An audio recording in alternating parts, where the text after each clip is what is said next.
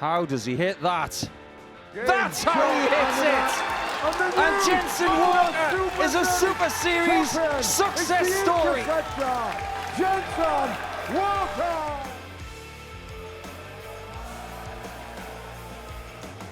We fancied our chances going into it, and yeah, it all just happened. If you switch off at any point, you can go from being top of the table to fourth in the table, because 2 or 4 points, changes the dynamic of how your group's going to go totally.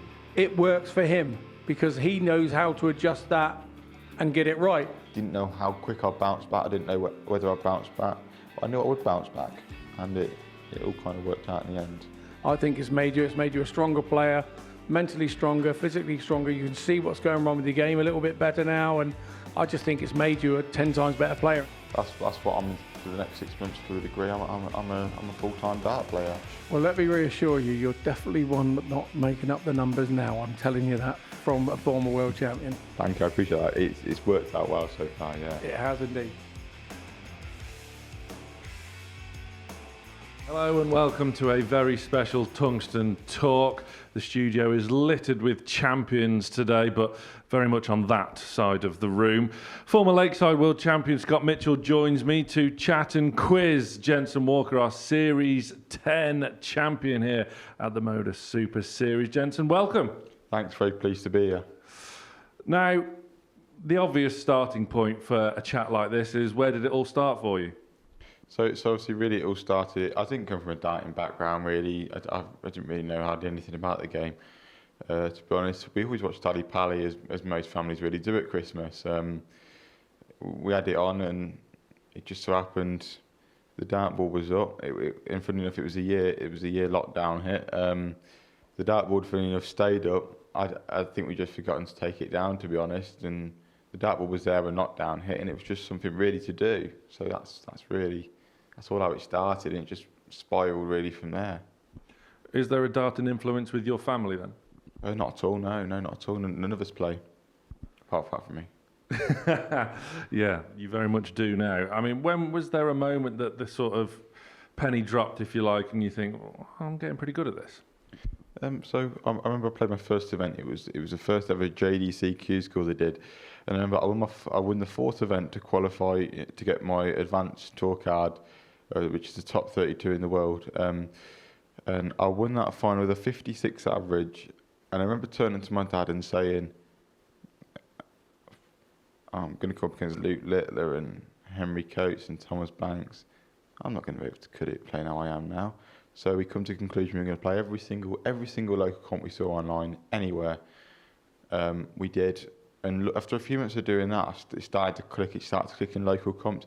It weren't quite happening at national tournaments, but at that point I knew the game was there, and it was gradual development from there, really. Scott, determination from Jenson straight away. Yeah, exactly. I mean, you have to have start players are a little bit different than the normal walk of the street person. We're a little bit daft. We think the best all the time. And never think worst case scenario. We always think the best case scenario. And obviously Jenson's thought, hang on a minute, I've got something here. Let's go and do it. And I think for most people, when they start, it's an accident. It generally, it doesn't come naturally. It doesn't come easily. And it looks like it really has come out of the sort of the box for you from nowhere.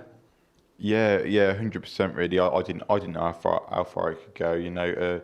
To a degree, I'm still not sure on my ceiling. That's still to be written, but I've got belief it's there, and you've got to, haven't you? If you've gone off finding other tournaments as soon as you qualify for that advanced tour, that shows a little bit of grit and determination, and the fact that you want to improve. And I think every dart player for the whole of their career feels they're going to improve every week by the extra practice, the extra this or the extra that, and the ones that don't these days are the ones that get left behind. Yeah. I mean, I never, the way I looked at it, I originally played football, and at the time I was balancing football and darts, and I kind of come to the conclusion that I didn't want to half do both of them. So anyway, I quit football pretty quickly, because I didn't want to be just one of the rest of them in darts. I didn't want to be the person to make up the field. If I was going to be in something, I wanted to at least be a name that was almost looked upon as a difficult draw. I didn't want to go in and be just average. Well, let me reassure you, you're definitely one not making up the numbers now. I'm telling you that from a former world champion. Thank you, I appreciate that. It's worked out well so far, yeah. It has indeed. More to come, I'm sure. What was your level like at football? Was it a tough decision to give up football for darts? Not really. I hit the age of about, I think I played till about 15, 16. And I was playing all right. I could have maybe played low semi-pro level. You know, I was decent, but I was never good enough to really make any breaks in the game at that point. So when I realised when I started playing darts, and all of a sudden, you know, you're in the top 32 of the world straight away, it becomes a pretty easy decision. You know, do I take up something that's probably going to take up 2 more years of my life, and then I'm going to stop and probably go, well, I'm not going to do this anymore, or am I going to take up something that could really progress? So at the time, I really didn't know how far it could progress. I could have just been a Super League player and nothing more. I didn't know that at the time. But I had to take that risk because it made sense at the time. I mean, you mentioned Super League there, and alongside the JDC and whatnot, you come up through the Warwickshire ranks, through the youth. How important is it for a young player to have a real solid kind of Super League team around you? Obviously, I know a few of your teammates, and that's a serious team you're a part of. Yeah. I first started at a side called the Lime Tree. We had we had a couple of local legends, so to speak, around there. We had players like Dick Arnold, Dave Albright, and we had a couple of county players in the team. So there was some decent local players around where we were. And obviously last season that team folded, and last season I joined Cherry Tree, and obviously now we've got people like David Pallett, who's obviously on this week now. Josh Jones was on the Pro Tour 10 or 12 years ago. We've got a good few county players. We've got young Taylor McGuckin. He's ripping up the WDF Youth Tour at the minute. We've got quite a few, you know, real top players in there at the minute. So it's nice to be around that kind of quality. I suppose as well, Scott, having a good solid Super League team around you, one, it kind of spurs you on because you're playing with good players, and you've got friends for life as well. Yeah, absolutely. It's one of those things. I think Super League is really important. We don't realise how Super League is important to the development of players. What you do, you learn to be around, as Jenson just said, real proper players from your area and real good players. And if you're going to stay in the team, you've got to play really, really well. So it's the first rung on the ladder of making you realise that the consistency has to be there. You've got to do your part for the team. And Super League is super important in players' development, I think. We've got something in common, actually, Jenson. We've both carried David Pallett to a pairs title. I mean, me very much on the local level, but you in Romania early this year. We won a title in Romania. We won the triples. Me, Dave Pallett, and DJ Hedman won the mixed triples in the Isle of Man as well. So I've won a couple of titles alongside Dave. He's a good friend. There's no pressure on both of us. You, Dieter, and Dave picked up side. Yeah. No, it was we thought going into it we were a little bit of a dream team really put together. We fancied our chances going into it, and it all just happened to work out. That's not always easy either, because when you see the three names together, your opponents try that much harder against you, and they play that much better against you. They relax because they're not expecting to win. So, sometimes the better team you're in, it's more difficult to win. Yeah, we nearly went out a few times actually. Tavis Dudney, his team, I think we only just beat them 3-2. I think I pulled out a 1-5-6 to win that game. They were on 36 or tops, I think, or something like that. As you do, yeah. Yeah, I know. So we rode our luck a little bit, but got there in the end. Dave tells me it was all you. And for him to admit that, it must really have been all you. Hi, Dave. Anyway, aside from that, Challenge Tour is so tough, yet you've reached the quarterfinals 3 times. Just how kind of energy sapping is it? Because they're long days, long weekends. I mean, similar to here where it's a long week. What's it like on the grind of Challenge Tour? I mean, Challenge Tour is really tough. You know, I always say, you know, the standard at the top, obviously when you're talking PDC, obviously it's very similar formats from Dev Tour to Challenge Tour and things like that. I always say the standard at the top of the development tour is the same, in my opinion, as the standard at the top of the Challenge Tour. But the difference is, on the Dev Tour, you've got 50 or 60 players playing at that high standard. On the Challenge Tour, you've only got 50 or 60 players who aren't playing at that standard. And that, for me, that's probably that's the only difference. And on the Challenge Tour, when you're constantly running into that quality constantly, you know, you can't afford to switch off at all. And it's what makes it so difficult, but it makes it vital for when you come to places like this, because if you switch off at any point, you can go from being top of the table to fourth in the table, because 2 or 4 points, you know, changes the dynamic of how your group's going to go totally. And in fact, I think I remember my first Challenge Tour quarterfinal, I think I might have lost to Scotty. I think I lost to you 5-3, I think, in Wigan, I think. Oh yeah, I remember. Yeah. Challenge Tour, you're absolutely right. I think it's probably one of the hardest things I've ever done. The schedule is absolutely manic. There's no seeded draw, so you can be number 1 and 2 in the Challenge Tour, and you can draw each other first game. So I agree with what Jenson said. It's very difficult. And when you get to those latter stages, the earlier stages of the next one has already started. So 9 times out of 10, you have a disappointment of, say, losing a quarterfinal, a semi-final, final, whatever, and you then have to walk straight off the board onto another board and play your first round game. It is a total head mess. And I think if anybody ever gets their head around all that, I mean, there's something wrong with them, because I don't think you ever can. Great stuff there. Now, more from Jenson and Scott here on Tungsten Talk after the break.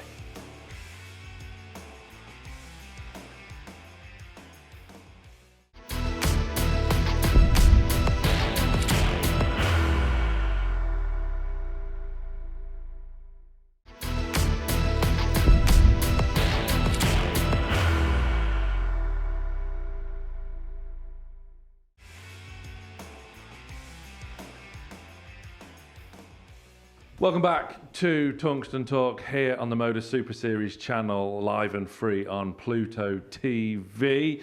Scott Mitchell alongside me, as is the young Jenson Walker, who has made this place a home and is Series 10 champion, but it hasn't always been straightforward for you here. You've been a regular here since Series 7. Just talk to me a bit about making your debut here, and is it a daunting prospect for a young player? I suppose to a degree. It kicked in. The nerves kicked in 8 games in, really. Last time I was here, I remember the first time I made finals night. First time I was here, I made finals night. I got my call up through. First couple of weeks of the year, I had a poor Q School campaign in the PDC. First big event with my custom darts, and then I went to Challenge Tour and a decent Challenge Tour, hitting 9 darter in that. And then I qualified for the UK Open a week later and played some great stuff. And then I had the call up a couple of days after that. So it was quite nice. I knew I was playing well. I knew I felt good. So obviously I played the UK Open, and then a couple of weeks later I was at MODUS. So my game felt really good. I was playing at a high standard, and I felt good. So as a young player, I suppose, first time you come in here, I was 17 at the time. It was just a case of go and see what you can do. I didn't know what I'd do. I come in, and I think it worked out pretty well. I think I won 3 games both days, qualified for finals night just. After about 8 games, though, the nerves started kicking in, and I could really feel it affecting my game, you know, as it does every now and then, because I'm quite a nervous player in general. But yeah, that was really all it was. The nerves started to kick in then, and finals night.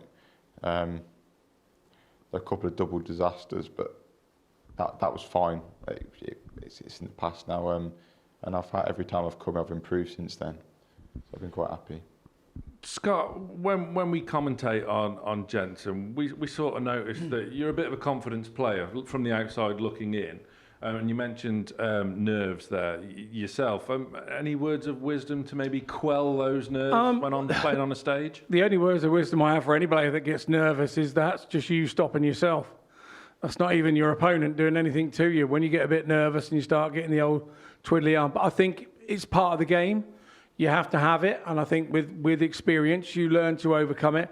So there are guys that are saying, you know, oh, I don't get nervous, I don't get... They kind of do, but it's the fact that they've overcome the way that it affected their game. So it doesn't affect the game in the way that it used to before they got experienced at going up onto the stage. With Jenson, I think he's one of those players that he needs that kind of nerve to make him work. And you're a thinking player, aren't you? You think all the time about the game, how you're doing things. And for some people, they need to take their brain out and not think anything. But for Jenson, it works for him, thinking about the game, analysing his game, knowing where it's going wrong. It works for him because he knows how to adjust that and get it right. Some players have got no idea how, when things are going wrong or they lose a game, they've got no idea how it's gone wrong. Whereas every time I've ever seen Jenson have that issue, he's walked off the board, we've had a chat, he's told me exactly where it went wrong, how it went wrong, and he knows that he won't do it again. But sometimes over time, you've got to relearn those lessons and you've got to make those mistakes a couple of times before you can eradicate them completely. And this is what this guy is on the journey of doing. Series 10 rolls around and you finally get that weekly win against a competitive field, to say the least. How did that feel? Oh yeah, it was brilliant. You know, again, obviously I win my first week, and obviously I suppose to a degree, it sounds like I have lack of confidence when I say this, but I suppose I didn't really expect to win the week. Come to Champions Week, didn't expect to win Champions Week, really, if I'm being totally truthful. We'll get to that. Sorry, about the normal week, sorry. Yeah, I didn't expect it, to be fair. I went into it with, I'd have been more than happy to make finals night, made finals night, and I went from there. I knew I was playing all right at the time. I was definitely playing all right. But I was a bit hot and cold. That was what the problem was. I was hot and cold. So I didn't really know how it was going to go, and it was just one of them nights. You find yourself tunnel visioned, and then all of a sudden, the minute you really start thinking, and generally I do think about things as a player, but really I didn't start thinking until the final, and that's really how I knew it was kind of going to be my turn. You know, you come back getting ready to play the final, and you almost know, because you can just feel it, and you trust your gut at the time, and you can feel it. Yeah, you came through against the likes of Simon Whitlock, Andy Hamilton. I mean, there's two former PDC World finalists for you. Does that kind of spur you on and think, well, I can make a bit of a name for myself here? Yeah, of course. Yeah, obviously, legendary players, in their own respect, and then you chuck in people like Jamie Hughes as well, Adam Mould, who I believe has also won a week in one of the early series here. It was a group of winners, and me. At the time, I wasn't really a winner. I won stuff from WDFU stuff, WDFU things, but it's not the same as winning things on, that some of the other players in this field had won. So yeah, it was really nice to come through, and it really injected that extra bit of belief in myself.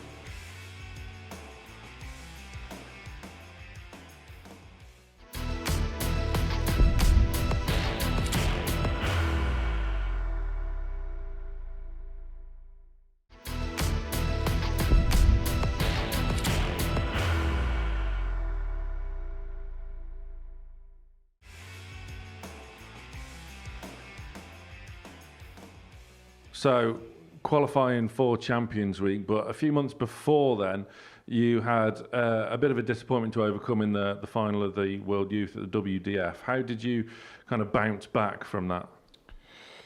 Yeah, I mean, I was distraught after losing the WDF Youth World. It was, it took a good while to get over it. I mean, I was really down for about 2 or 3 days about it. As you do, I'd put in a lot of work to get there, and people seem to forget, the amount of travelling and the amount of time and the amount of effort you have to put in to get to a WDF World Championship is, unless you play WDF, I don't think anyone apart from who plays the WDF tour understands just how much it really does take. So to get so far, become world number one, not even lose a title on the road all year, and then just lose out by setting the worlds, it really hurt. But I bounced back. I said immediately if I'll be back.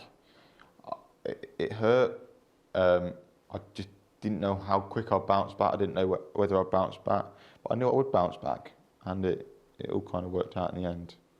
It certainly did. But Scott, just a word on just how much of a slog it is on the tour, because obviously the viewing public see the TV tournaments, but they don't see the grind to get there. No, and it's hours sat in airports, it's hours travelling backwards and forwards to venues, and everybody thinks, oh, it must be great, you're travelling here, there and everywhere. It kind of isn't. It's very taxi to plane, to sky, to floor, to venue, play, leave as soon as you're done, back on the plane or whatever to come home. And it's the darting part of it seems very minuscule to the travelling part and the time that you spend doing all the other stuff. But I was there on that night that Jenson lost, and we chatted afterwards, didn't we? And I said to him, this would be the making of him. You know, he was such a hot favourite going into that final that, you know, other than winning it, there was always going to be that disappointment. That's the whole week, the qualifying, right the way through. And you played so well and looked like it was unassailable, but it was also, what he's not mentioning, it was his last game as a youth player as well. So the pressure on that, you want to go out on high. The last game as a youth player, to be able to have the chance to go out as world champion, one, tells you something about him and how brilliant he was for that year. And two, it just shows the pressure. And because he's the thinking person, he was thinking like that. He was thinking, what a way to go. What a way to win it. Fairy tale ending. And it didn't quite go that way. And we chatted after, and I said, this will be the making of you. There's bigger things to come around the corner, and then the next thing you know, you're here and you did what you did. Yeah.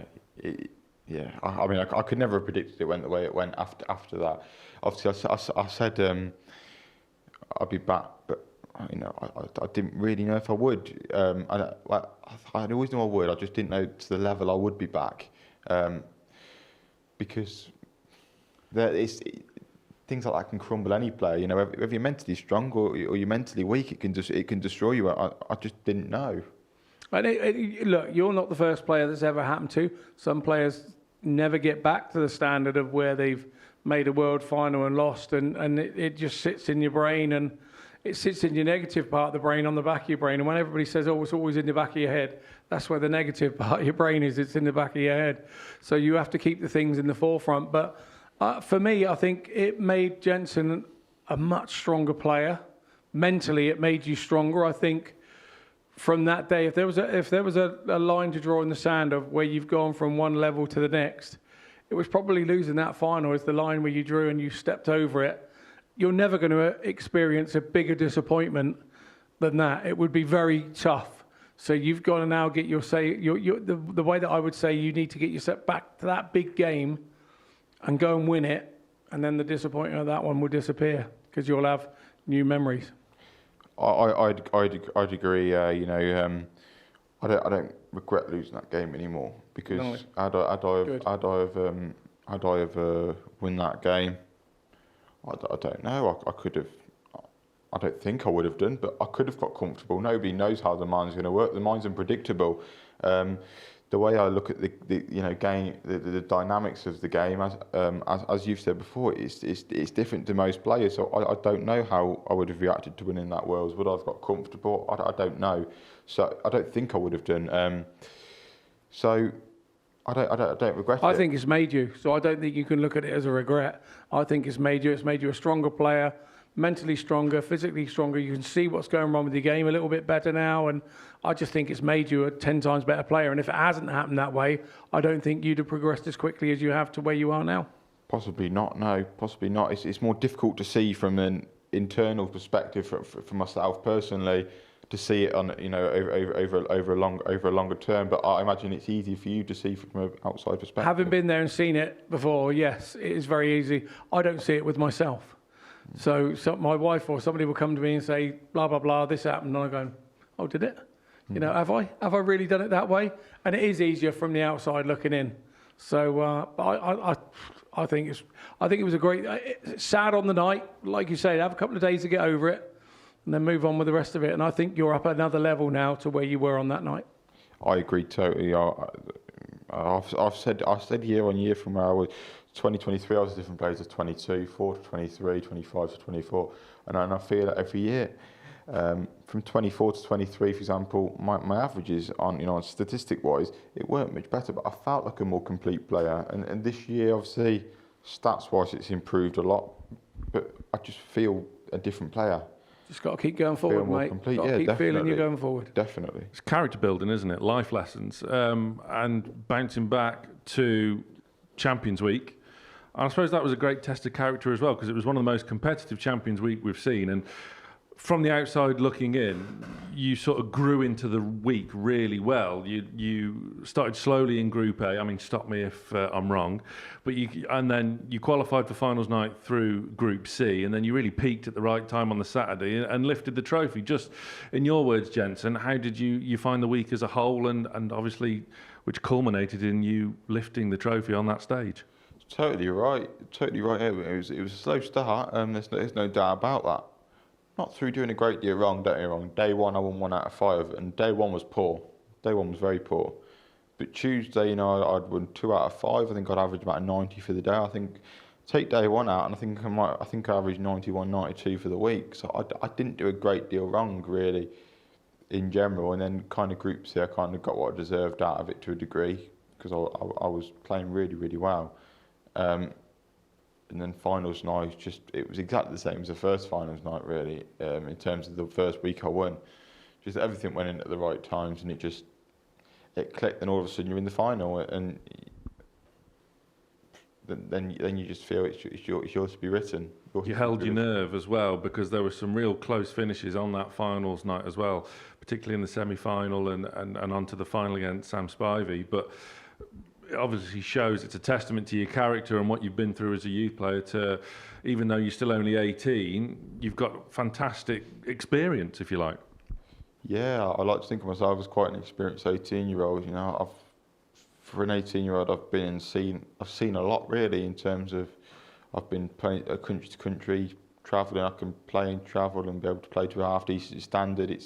And stage games as well. You know, when you get to this kind of point in this level where, you know, you're at this level, if you can't play on a stage, you know, you're always going to be nothing more than decent. You can't be world class and not play on a stage. You're not be able to and struggle on a stage. So I'm starting to get there now. I'm not the complete article yet, nowhere near. But I'm hoping I'll get there in time. Did it change things for you winning a Champions Week, and did it spur you on to maybe take your game to the next level, perhaps? Yeah. I mean, the Champions Week's really it's given me that extra added confidence. You know, now obviously afterwards I had my exams straight away, so I haven't really. Again, I've said to Scotty before. With the pace that darts is played at, and the life on tour, whether that be challenge tours or pro tours, whatever kind of tours you play on as a dart player, you don't really have time to analyse anything, because when you're done there, after I'd done at MODUS, I had a week and a half to prepare for my first A-level exam. So it kind of went to the back of my mind. I had a couple of days to think about it, and it went to the back of my mind. And then you prepare for that, and just never really enters your mind again until you're maybe just about to come here again. So you don't really think about it. But I've invested in myself now, and I've decided for the last 6 months I'm going to start university late this summer coming up. I'm going to start in January, and I've got 6 months. I've got the globals, I've got the end of the challenge tours, I've got a bit of WDF. Got everything now, and I can really invest in myself to give it a really good go. So, in essence, then you are still keeping your options open. You finished your A-levels, as you say, and exploring further education. But is dart still the priority for a career, perhaps? Oh yeah, of course, yeah, of course. That's the aim. That's what I'm in for the next 6 months to a degree. I'm a full-time dart player. Just see out the back end of this year. Then obviously I'll be balancing university with being a dart player as well, and that'll be no problem anyway. That'll be no problem. But obviously I will be. Darts will take a huge priority on things, because I've got to at least give myself a chance. I don't want to look back in 10 years and go, if only I'd have gone full time and give it a bash. How good could I have been? At least I can go, wow, I did it, and there you go. That's how good I really was. Scott, just very quickly, as time is of the essence, but just how far can this man go in the game? I think he has everything to go a long way. You know, he's a thinking player, which is a new thing, because in the past, dart players haven't thought. He's a clever man. He's off to university, A-levels and everything. I don't think there's too many dart players out there with A-levels. So he's going to be a different breed of dart player than we've ever had before. And I think the game welcomes somebody like him, and I think he's going to go a long way, without doubt. Scott, thank you very much. Jenson, fantastic. Thanks so much for your time. That is all we've got time for today here on Tungsten Talk, but do stay tuned to the MODUS Super Series channel here on Pluto TV for a lot more Tungsten Talk. Bye for now.